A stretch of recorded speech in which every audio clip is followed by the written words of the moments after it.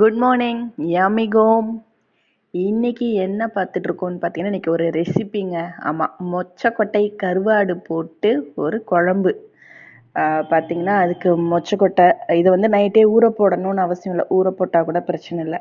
அதுக்கு நான் காலையில் தான் வந்து ரெடி பண்ணேன். சும்மா அப்படியே ஒரு கடாயில் போட்டு எண்ணெய் இல்லாமல் அதை அப்படியே நல்லா வறுத்துடுங்க, ஒரு வாசனை வர மாதிரி வறுத்ததுக்கப்புறம் அதை தண்ணி ஊற்றி லைட்டாக ஊற வச்சுட்டு குக்கரில் வந்து எடுத்திருக்கேன் பாருங்கள். குக்கரில் போட்டு தேவையான அளவு மஞ்சப்பொடி, இது வந்து பெருங்காயம்.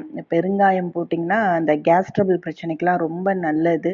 பூண்டு, உங்களுக்கு தேவையான அளவு பூண்டு எடுத்து உரித்து அதோட சேர்த்துக்கோங்க. நான் 2 தக்காளி எடுத்து அதோட ஆட் பண்ணியிருக்கேன்.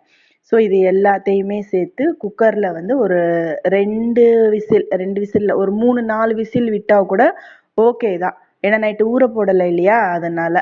அதுக்கப்புறமா அதை குக்கரில் ஏற்றுனதுக்கப்புறமா கருவாடு, ட்ரை ஃபிஷ், அதை எடுத்து நல்லா க்ளீன் பண்ணிவிட்டு நல்லா வாஷ் பண்ணிவிட்டு அதை எடுத்து வச்சுருக்கேன். அதுக்கப்புறம் இது குழம்புல போடுறதுக்கு காய், கத்திரிக்காய். உங்களுக்கு இது வந்து ஆப்ஷனல் தான், வேணும்னா நீங்கள் போட்டுக்கிறலாம். நான் வந்து அது கூட வெண்டைக்காய், கத்திரிக்காய் ஆட் பண்ணியிருக்கேன்.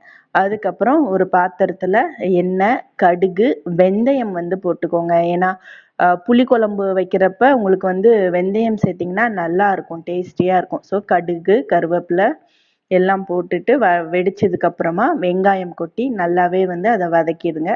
நான் வந்து கத்திரிக்காய் எடுத்திருக்கேன். கத்திரிக்காய் போட்டு அது கூட உப்பு போட்டிங்கன்னா சீக்கிரமாக வந்து காய்கறிகள் வந்து வேகும். அதனால் உப்பு போட்டு அதை நல்லாவே அப்படியே வதக்கிடுங்க. அதுக்கப்புறம் உங்களுக்கு தேவையான அளவு மல்லித்தூள், மிளகாத்தூள். ஏன்னா மஞ்சள் தூள் வந்து ஏற்கனவே வேக வைக்கும் போதே போட்டதுனால அது வந்து தேவை கிடையாது.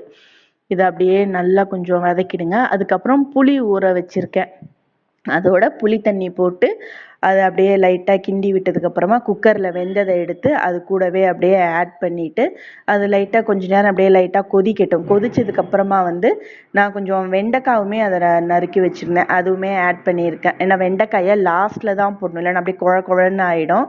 அதனால அதை கடைசியாக வந்து ஆட் பண்ணிக்கிறலாம். வெண்டைக்காய் ஆட் பண்ணதுக்கப்புறம் அது கூட கருவாடு போட்டு அதை அப்படியே நல்லா கொதிக்க விட்டு எடுத்திங்கன்னா ரொம்பவே வந்து ஹெல்தியான ஒரு டேஸ்டியான நல்லா அப்படியே